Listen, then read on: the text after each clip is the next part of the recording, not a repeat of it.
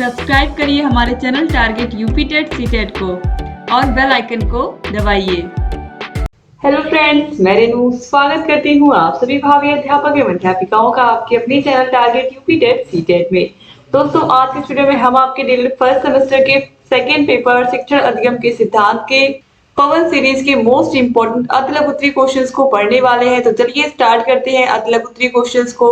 और अतलग उत्तरी क्वेश्चंस में यहाँ पर हम क्वेश्चन नंबर 1 से देखने वाले हैं। दोस्तों, ये मैं 2 पार्ट में आपको पढ़ाने वाली हूँ। आज यहाँ पर आप पार्ट 1 पढ़ने वाले हैं और जितने भी क्वेश्चन यहाँ पर आप देख रहे हैं सब बहुत बहुत महत्वपूर्ण है आपके एग्जाम के लिए। सारे क्वेश्चंस को ध्यान से पढ़िएगा। हर एक विषय के अतलग उत्तरी क्वेश्चंस और हर एक विषय के बहुविकल्पी क्वेश्चंस पवन सीरीज राजन सीरीज के हमने सॉल्व करा दिए हैं। दोनों ही सीरीज के सॉल्यूशन आपको मिल जाएंगे हमारे चैनल पर। इसके अलावा आप लोगों को वीडियोस मिल जाएंगी हर एक सब्जेक्ट की, उनको भी आप देख सकते हैं और अपनी तैयारी को और अच्छा बना सकते हैं। दोस्तों, आप पहली बार एग्जाम देने जा रहे हैं डीएलएड का, इसलिए आप लोगों को ये बताना बहुत जरूरी है कि एग्जाम में कॉपी कैसे लिखे। मैंने बहुत बहुत अच्छी वीडियो बनाई और उस वीडियो को आपके जितने भी भाई बहन हैं जो आपसे बड़े हैं, यानी कि जिन्होंने डीएलएड कंप्लीट किया है, उनको उससे बहुत फायदा हुआ। तो उम्मीद करती हूँ आप लोग भी जो मैंने वीडियो बनाई है एग्जाम में कॉपी कैसे लिखे उस वीडियो को देख करके ही जाएंगे एग्जाम में। तो प्लीज आप लोग वीडियो को देख के जाइएगा। डीएलएड में कॉपी कैसे लिखे यही मैंने थंबनेल बनाया है, आप लोग उसको देख लीजिएगा। चलिए स्टार्ट करते हैं क्वेश्चन नंबर 1 से। हर्बर्ट और जॉन लॉक ने शिक्षा का उद्देश्य क्या बताया है? तो हर्बर्ट और जॉन लॉक ने शिक्षा का उद्देश्य बालक का नैतिक एवं चारित्रिक विकास करना ही बताया है। यानी कि उन्होंने कहा बच्चे का नैतिक विकास और चारित्रिक विकास। नैतिक विकास का मतलब होता है कि बच्चे के अंदर सत्यता, ईमानदारी, सहानुभूति, ये सारे गुण हो, उसके अंदर किसी के लिए सहानुभूति हो, इसके अलावा वह ईमानदार हो, सही बोले। तो यह क्या होता है, हर एक व्यक्ति के अंदर की नैतिकता होती है और हर एक व्यक्ति का चरित्र क्या होना चाहिए, अच्छा होना चाहिए। और यहाँ पर हर्बर्ट और जॉन लॉक ने नैतिकता और चरित्र पर ही फोकस किया है। उन्होंने शिक्षा का उद्देश्य इसे ही बताया है। क्वेश्चन नंबर 2 है, स्पेंसर के अनुसार शिक्षा एवं शिक्षण क्या है? तो स्पेंसर एक ऐसे शिक्षा शास्त्री हैं जो संपूर्ण जीवन यानी कि कंप्लीट लाइविंग को ही शिक्षा मानते हैं। पूरे जीवन को ही इन्होंने शिक्षा माना है, अर्थात मनुष्य जन्म से लेकर के मृत्यु तक जो भी सीखता है वह शिक्षा है। उसे परिपक्व करना ही शिक्षण का उद्देश्य है, यानी कि जीवन भर इंसान सीखता रहता है, यही कहा है स्पेंसर ने। और इन्होंने क्या कहा है, व्यक्ति जीवन भर सीखता रहता है, वह मृत्यु तक सीखता है और उसे परिपक्व करना ही शिक्षण का उद्देश्य होता है। क्वेश्चन नंबर 3 है, जॉन ड्यूबी के अनुसार शिक्षा का उद्देश्य क्या होता है? तो जॉन ड्यूबी ने क्या कहा है, जॉन ड्यूबी का मानना है कि शिक्षण का उद्देश्य बालक का सामाजिक कल्याण, सोशल वेलफेयर, सामाजिक सेवा, सोशल सर्विस और अच्छी नागरिकता, गुड सिटीजनशिप के गुण पैदा करना है। यानी कि जॉन ड्यूबी ने शिक्षा का उद्देश्य क्या माना है, तो इन्होंने शिक्षण का उद्देश्य माना है कि जो भी बच्चा शिक्षा ले रहा है वह सामाजिक सेवा करे, यानी कि सोशल सर्विस भी करे, वह अच्छा सिटीजन बने, अच्छा नागरिक बने और वह समाज कल्याण के कामों को भी करे, तब शिक्षा का उद्देश्य पूरा होगा। क्वेश्चन नंबर 4 है, संप्रेषण वह प्रक्रिया है जिसके द्वारा सामाजिक व्यवस्था के अंतर्गत सूचनाओं, निर्देशों, निर्णयों द्वारा लोगों के विचारों, मतों तथा अभिवृत्तियों में परिवर्तन लाया जाता है। यह किसका कथन है दोस्तों? तो यह है लुईस एवं वीगल का कथन। क्वेश्चन नंबर 5 है, एडगर डेल के अनुसार संप्रेषण की परिभाषा बताइए। तो संप्रेषण विचार विनिमय के मूड में विचारों तथा भावनाओं को परस्पर जानने तथा समझने की प्रक्रिया है। संप्रेषण का अर्थ होता है परस्पर विचारों एवं भावनाओं की साझेदारी करना। जैसे कि क्लास में टीचर आ रहे हैं, बच्चों को पढ़ा रहे हैं, बच्चे जो चीज उनको नहीं समझ में आ रही है वो टीचर से पूछ रहे हैं, टीचर फिर उनको उसका आंसर समझा रहे हैं। तो इस तरीके से यहाँ पर ये जो कम्युनिकेशन है, यानी कि जो संप्रेषण है वो दोनों तरफ से हो रहा है और ये प्रभावी संप्रेषण है। तो इस तरीके से अपने विचारों का आदान प्रदान करना ही क्या होता है, संप्रेषण होता है। विचारों और भावनाओं का आदान प्रदान करना ही संप्रेषण कहलाता है। क्वेश्चन नंबर 6 है, व्यक्तिक संप्रेषण क्या होता है? तो A.G. मेल्विन ने व्यक्तिक संप्रेषण को परिभाषित करते हुए कहा है कि विचारों का आदान प्रदान अथवा व्यक्तिगत वार्तालाप द्वारा बालकों को अध्ययन में सहायता, आदेश निर्देश प्रदान करने के लिए शिक्षक का प्रत्येक बालक से पृथक पृथक साक्षात्कार करना। यानी कि पर्टिकुलर एक एक बच्चे को बैठा करके उससे बात करना, उसकी समस्याओं को सुनना, उसको किस किस विषय में क्या दिक्कत है उसके अध्ययन में सहायता करना और आपको जहाँ भी लगे कि उसे सही दिशा निर्देश देना है, उसे सही से गाइड करना है, वहां पर गाइड करना। तो ये क्या होगा, व्यक्तिगत संप्रेषण। क्योंकि जब आप व्यक्तिगत बच्चे से कोई सवाल करोगे, उसे अकेले एक एक बच्चे को बुला करके आप उनसे उनका इंटरव्यू करोगे, तो उनकी जो कमियां होंगी वो भी आपको बताएंगे, जो अच्छाइयां होंगी वो भी आप उनकी जान पाएंगे और उनकी सहायता कर पाएंगे सही से। तो यही होता है व्यक्तिगत संप्रेषण, क्योंकि दोनों तरफ से व्यक्ति, आप उससे पूछ रहे हैं, बच्चा आपको बता रहा है, तो इस तरीके से जो संप्रेषण है वो प्रभावी इसमें भी होता है। क्वेश्चन नंबर 7 है सामूहिक संप्रेषण, कक्षा शिक्षण के गुण बताइए। तो सामूहिक संप्रेषण में क्या होता है, बहुत सारे लोग होते हैं, एक व्यक्ति बोल रहा है, बहुत सारे सुनने वाले हैं और सुनने वालों में से भी बहुत सारे बच्चे क्वेश्चन पूछने वाले हैं। तो इसे हम कक्षा शिक्षण के भी कह सकते हैं सामूहिक संप्रेषण को। तो इसके क्या गुण होते हैं, तो देखिए, पहला है यह विधि सरल एवं सस्ती है, इसी कारण व्यवहारिक है। एक क्लास में, वैसे आपको पता है कि प्राथमिक में 30 बच्चों पर एक टीचर होता है, ठीक है, लेकिन आप प्राइवेट स्कूलों में देखोगे तो ऐसा नहीं होता। एक क्लास में 50, 60, 70, 80 बच्चे बैठते हैं।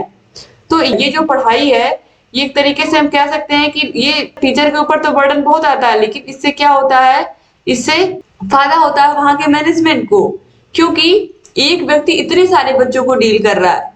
तो यह विधि सरल एवं सस्ती होती है, इसी कारण व्यवहारिक। अगर एक टीचर एक एक बच्चे पर एक एक टीचर लगा दिया जाए तो खर्च बहुत ज्यादा बढ़ जाएगा, और वैसे 50 बच्चों पर 60 बच्चों पर एक टीचर लगाया जाएगा तो क्या होगा, इससे यह विधि सरल भी हो गई, आसान भी हो गई, सस्ती भी हो गई।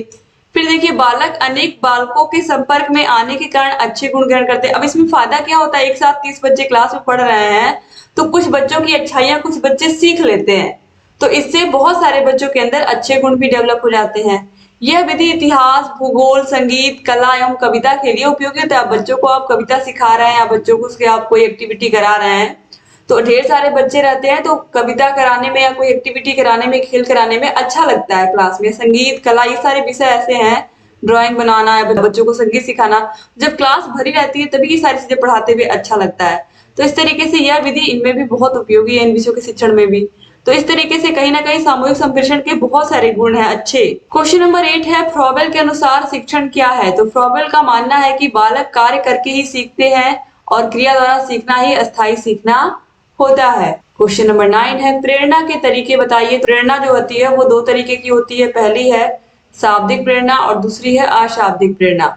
तो शाब्दिक प्रेरणा में देखिए, जिसमें शाबाश, अच्छा, उत्तम आदि शब्द आते हैं, और अशाब्दिक प्रेरणा में दंड और पुरस्कार आते हैं।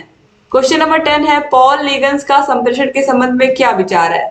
तो पॉल लीगन्स के अनुसार संप्रेषण वह प्रक्रिया है जिसके द्वारा दो या दो से अधिक लोग अपने विचारों, तथ्यों, भावनाओं, प्रभावों आदि का इस प्रकार परस्पर विनिमय करते हैं कि सभी लोग प्राप्त संदेशों को समझ जाते हैं। संप्रेषण में संदेश देने वाले तथा संदेश ग्रहण करने वाले के मध्य संदेशों के माध्यम से समन्वय स्थापित किया जाता है। इन्होंने भी वही बात बताई है कि जो संप्रेषण होता है वो दो लोगों के बीच में होता है, कम से कम दो लोग होना बहुत जरूरी है इसके लिए।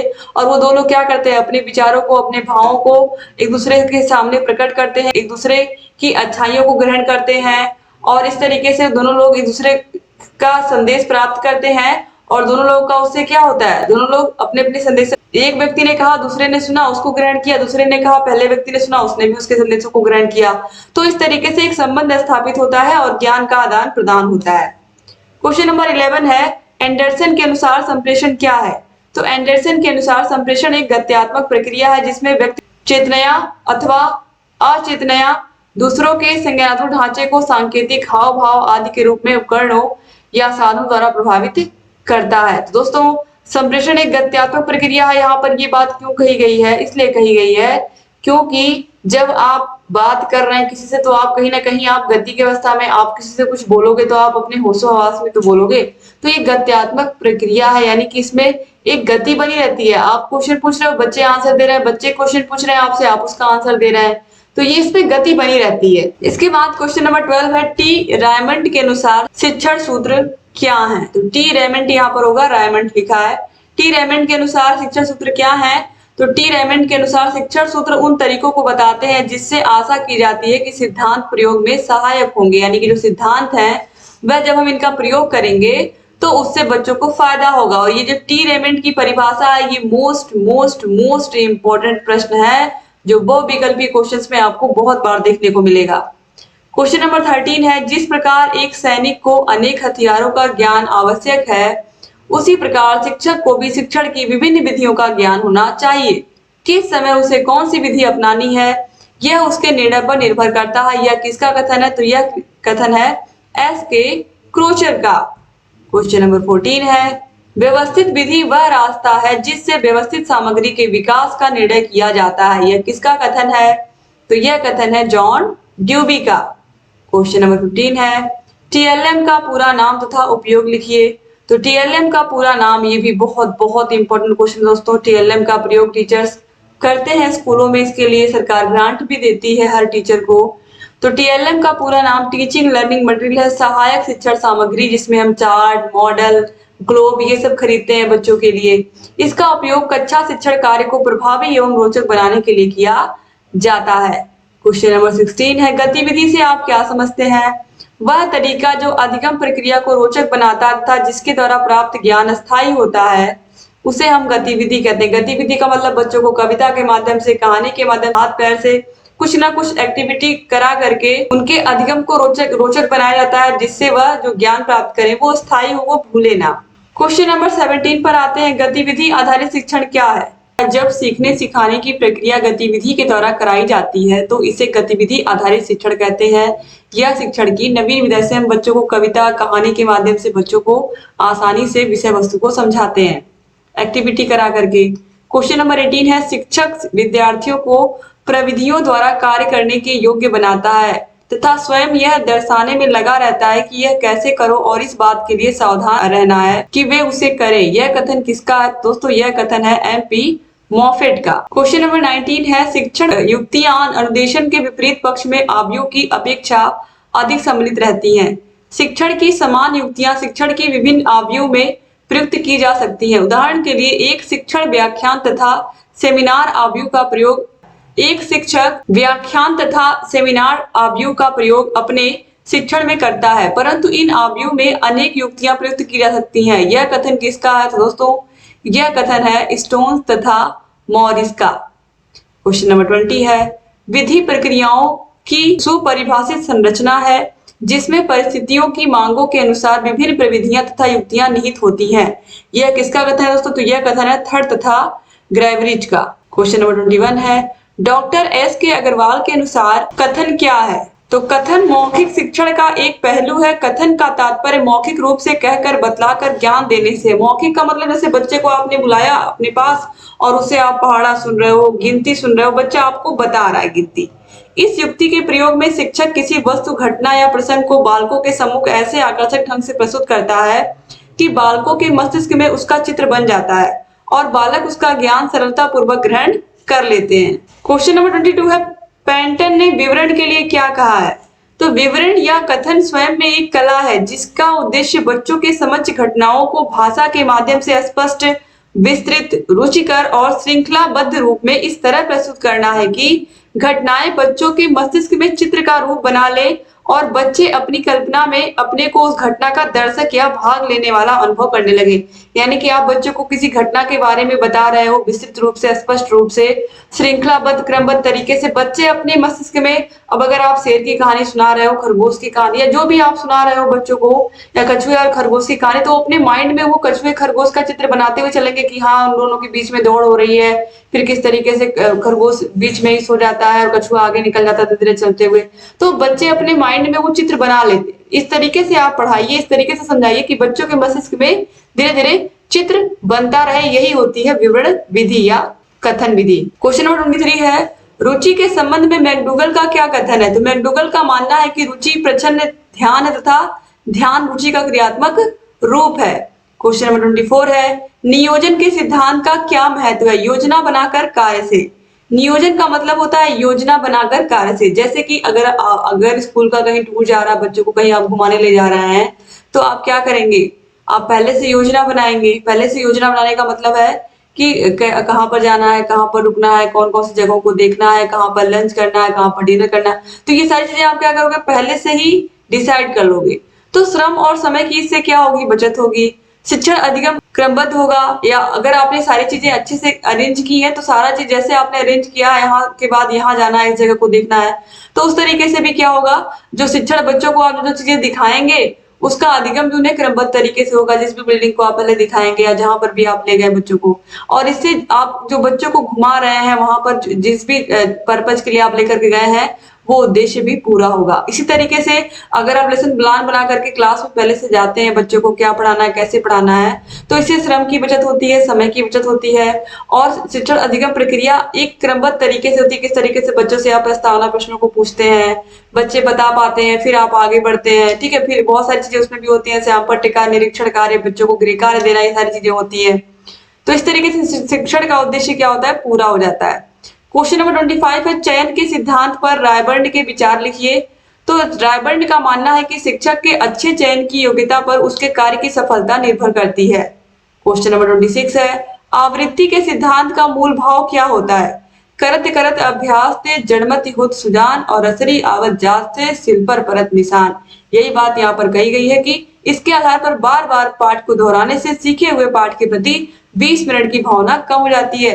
जब आप बच्चों से बार बार दोहराने को कहते हैं पिछले पाठों को, जो आपने अगर चैप्टर 10 पर आप पहुंच गए हो तो जो 9 चैप्टर आपने पढ़ाया है आप बच्चों को दोहराने को कहते हो, फिर आप बच्चों से सुनते हो, तो बार बार दोहराने से क्या होता है, बच्चों को वो पाठ लर्न हो जाता है और उन्हें भूलता नहीं है, ठीक है। तो इस तरीके से यह भी क्या हो गया, आवृत्ति का सिद्धांत। इसमें बार बार बच्चों को रिवीजन कराया जाता है ताकि बच्चे भूले ना।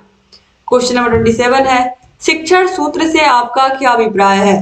तो शिक्षण सूत्र शिक्षण प्रक्रिया में विशेष विधियों का ज्ञान कराते हैं जिन्हें ध्यान में रखकर शिक्षण करके शिक्षक अपने छात्रों की उपलब्धि में गुणात्मक सुधार कर सकते हैं। यानी कि जो शिक्षण सूत्र होते हैं इनको ध्यान में रख करके जब शिक्षक पढ़ाते हैं तो इससे छात्रों की जो उपलब्धि होती है उसमें गुणात्मक सुधार होता है। क्वेश्चन नंबर 28 है, खेल की कोई एक परिभाषा लिखिए। तो म्यूलिक के अनुसार जो कार्य अपनी इच्छा से स्वतंत्रता पूर्वक करे वही खेल है। क्वेश्चन नंबर 29 है, खेल क्या है। तो यहाँ पर आप देखिए ह्यूजेज के अनुसार वह विधि जो छात्रों को उसी उत्साह से सीखने की योग्यता प्रदान करती है जो उनके स्वाभाविक खेल में विद्यमान है, तो इसे हम खेल विधि कहते हैं। यानी कि खेल विधि में बच्चों को हम खेल के माध्यम से ही कॉन्सेप्ट को बताते हैं, समझाते हैं। जैसे कि गणित में अक्सर बच्चों को हम खेल के माध्यम से ही छोटी छोटी चीजें सिखाते हैं। क्वेश्चन नंबर 30 है, हेंडरसन के अनुसार क्रिया शिक्षण की क्या परिभाषा है।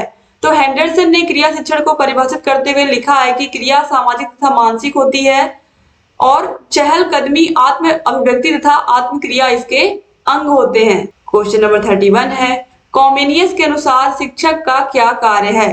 तो कॉमेनियस ने सबसे पहले इस बात का विरोध किया कि शिक्षक का कार्य केवल छात्रों तक सूचना पहुंचाने का। उन्होंने कहा कि शिक्षा व्यवस्था ऐसी होनी चाहिए जिसमें बालक को क्रिया के माध्यम से ज्ञान प्रदान किया जाए, यानी कि बच्चों को खेल के माध्यम से ज्ञान दिया जाए, गतिविधियों के माध्यम से, कहानी के माध्यम से, ताकि बच्चे इंटरेस्ट लेकर के पढ़े। इसके बाद क्वेश्चन नंबर 32 है। क्वेश्चन नंबर 32 है, यदि आप छात्र की बुद्धि का विकास करना चाहते हैं तो उस गति को विकसित करना चाहिए जिससे उसको नियंत्रित करना है। उसे बुद्धिमान तथा तार्किक बनाने के लिए बालक को स्वस्थ बनाइए। यह कथन किसका है। तो दोस्तों यह कथन रूसो का है। क्वेश्चन नंबर 33 है, गुड के अनुसार निदान का क्या अर्थ है। गुड के अनुसार निदान का अर्थ है अधिगम संबंधी कठिनाइयों और कमियों के स्वरूप का निर्धारण करना। इसके बाद दोस्तों अगला क्वेश्चन है क्वेश्चन नंबर 34, निदान किसी कठिनाई का उसके चिन्हों या लक्षणों ज्ञान प्राप्त करने की कला या कार्य है। यह तथ्यों के परीक्षण पर आधारित कठिनाई का स्पष्टीकरण है। यह किसने कहा दोस्तों। तो यह कहा है योकम एवं सिम्पसन ने। क्वेश्चन नंबर 35 है, खेल विधि पर ह्यूजेस एवं ह्यूजेस का विचार लिखिए। तो वह विधि जो बालकों को उसी उत्साह से सीखने की क्षमता देती है जो उनमें स्वाभाविक रूप में पाई जाती है, प्रायः खेल या क्रीड़ा विधि कहलाती है। क्वेश्चन नंबर 36 है, इस उद्यान में बालक, पौधे, पाठशाला, बगीचा तथा शिक्षक माली होता है। यह कथन किसका है। तो आपको पता ही है कि यह कथन है फ्रॉबेल का, क्योंकि उन्होंने जो स्कूल है उसको किंडरगार्टन कहा है और जहां पाठशाला को बगीचा कहा है, शिक्षक को माली कहा है और पौधों को बालक कहा है। क्वेश्चन नंबर 37 है, भाषा शिक्षण की दक्षताएं कौन कौन सी हैं। तो भाषा शिक्षण की दक्षताएं आपको पता है किसी भी भाषा को सीखने के लिए 4 दक्षताएं होती हैं, सुनना, बोलना, पढ़ना, लिखना, जिसको हम सुबोपली कहते हैं। क्वेश्चन नंबर 38 है, कार्यशाला प्रविधि से क्या अभिप्राय है? कार्यशाला एक निश्चित विषय पर परिचर्चा का प्रायोगिक कार्य है जिसमें सभी प्रतिभागी सदस्य अपने ज्ञान, अनुभवों और कौशलों के पारस्परिक आदान प्रदान के द्वारा विषय के बारे में सोचते हैं।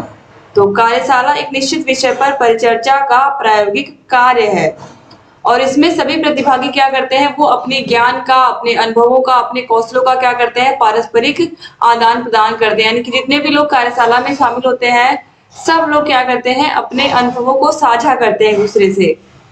क्वेश्चन नंबर 39 है, कार्यशाला का मूल सूत्र क्या है? तो कार्यशाला का मूल सूत्र है उद्देश्य प्राप्ति के लिए आपस में मिलजुल कर सहयोगात्मक भावना से कार्य करना। क्वेश्चन नंबर 40 है, क्लार्क ने शिक्षण कौशल की परिभाषा क्या दी है?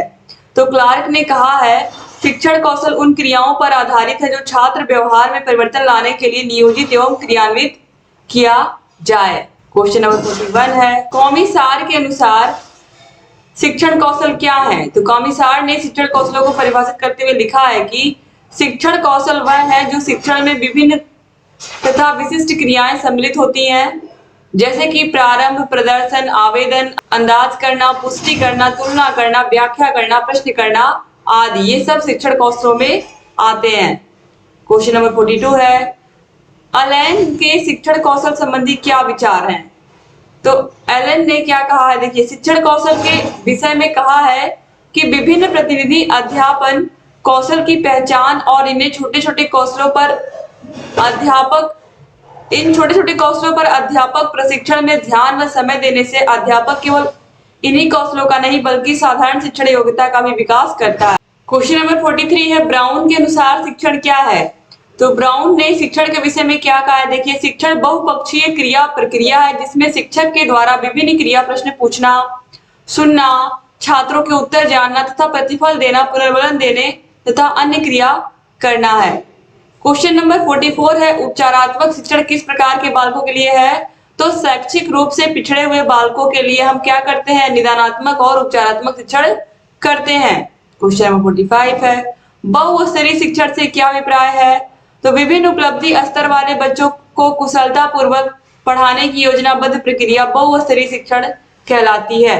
क्वेश्चन नंबर 46 है, छात्रों की त्रुटियों का निराकरण किस प्रकार के शिक्षण के माध्यम से किया जाता है? तो उपचारात्मक शिक्षण के माध्यम से, यानी कि बच्चों की जो गलतियां जब उनको दूर करते हैं तो गलतियों को दूर करना कैसे हम दूर करते हैं, उनको एक्स्ट्रा क्लास देते हैं, उनको प्रश्नों के बहुत सारे अभ्यास कराते हैं, तो इस तरीके से उनकी जो कमियां हैं, त्रुटियां हैं वो दूर हो जाती हैं और इसे हम कहते हैं उपचारात्मक शिक्षण। क्वेश्चन नंबर 47 है, सूक्ष्म शिक्षण से क्या तात्पर्य? सूक्ष्म शिक्षण को हम माइक्रो टीचिंग कहते हैं और आप सभी लोगों ने सेमेस्टर में आप लोगों ने किया भी होगा। तो सूक्ष्म शिक्षण क्या है? शिक्षण का लघु रूप, शिक्षण की जटिल प्रक्रिया को सरलतम ढंग से छोटे छोटे सोपानों में छात्रों के सामने प्रस्तुत करने की एक रुचिपूर्ण प्रक्रिया सूक्ष्म शिक्षण है। क्वेश्चन नंबर 48 है, सूक्ष्म शिक्षण पद्धति के जन्मदाता कौन है? तो कौन है? एलन है। क्वेश्चन नंबर 49 है, शिक्षण कौशल से आप क्या समझते हैं? तो शिक्षण कौशल वह आधार है जिससे शिक्षक शिक्षण कार्य प्रभावी एवं रोचक तरीके से संपादित करता है। क्वेश्चन नंबर 50 पर आ जाते हैं दोस्तों, और यहाँ पर आपके 50 क्वेश्चन कंप्लीट हो गए। और दोस्तों आप लोगों के सारे विषयों के राजन सीरीज, पवन सीरीज की वीडियोस हमने कंप्लीट सॉल्व करा दी है। आपको सारे के सारे विषयों की वीडियोस देखने को मिल जाएंगी चैनल पर। आपका फर्स्ट पेपर बाल विकास, सेकंड पेपर शिक्षण कौशल, मैंने एक घंटे से भी कम समय की वीडियो बनाई है। उनको अगर आप देख करके जाते हैं तो अगर आपने कुछ भी नहीं पढ़ा है इन सब्जेक्ट में तो भी आप बहुत अच्छा स्कोर करके आएंगे। तो प्लीज आप लोग उन वीडियोस को देख करके जाइएगा और जहां कहीं कोई भी समस्या है हमसे बताते रहिए। चलिए देखते हैं क्वेश्चन नंबर 50। प्रश्न कौशल के अंतर्गत प्रश्न कैसे हो? प्रश्न सरल व स्पष्ट हो, प्रश्न प्रासंगिक हो, प्रश्न स्तरा अनुकूल हो, प्रश्नों में विविधता व बोधगम्य हो और प्रश्न पाठ के अनुसार क्रमबद्ध श्रृंखला में होने चाहिए। तो इस तरीके से यहाँ पर मैंने सारी चीजें आप लोगों को बता दी। उम्मीद करती हूँ कि ये वीडियो आप लोगों को पसंद आई होगी और आप लोग इसको अपने कॉलेज के फ्रेंड्स को भी शेयर करेंगे, व्हाट्सएप ग्रुप पर भी शेयर करेंगे। और अगर चैनल को सब्सक्राइब नहीं किया तो प्लीज सब्सक्राइब भी कर दीजिए और आप हमारे टेलीग्राम को भी ज्वाइन करना मत भूलिएगा। टेलीग्राम का भी लिंक आपको डिस्क्रिप्शन बॉक्स और कमेंट बॉक्स में मिल जाएगा। दोस्तों टेलीग्राम पर आपको बहुत सारी सुविधाएं भी मिलेंगी और जहां कहीं कोई समस्या आ रही है उसे बताते रहिए, सारे वीडियोस को देखते रहिए। वीडियो अच्छा लगा तो लाइक करिएगा। अगर किसी विषय की वीडियो नहीं मिल रही तो आप कमेंट कर सकते हैं, कमेंट में आपको हम रिप्लाई दे देंगे और आपको लिंक भी दे देंगे उस वीडियो का। चैनल से बने रहिए, सारे वीडियोस को देखिए और जहां कहीं कोई भी समस्या हमसे बताते रहिए। जय हिंद दोस्तों।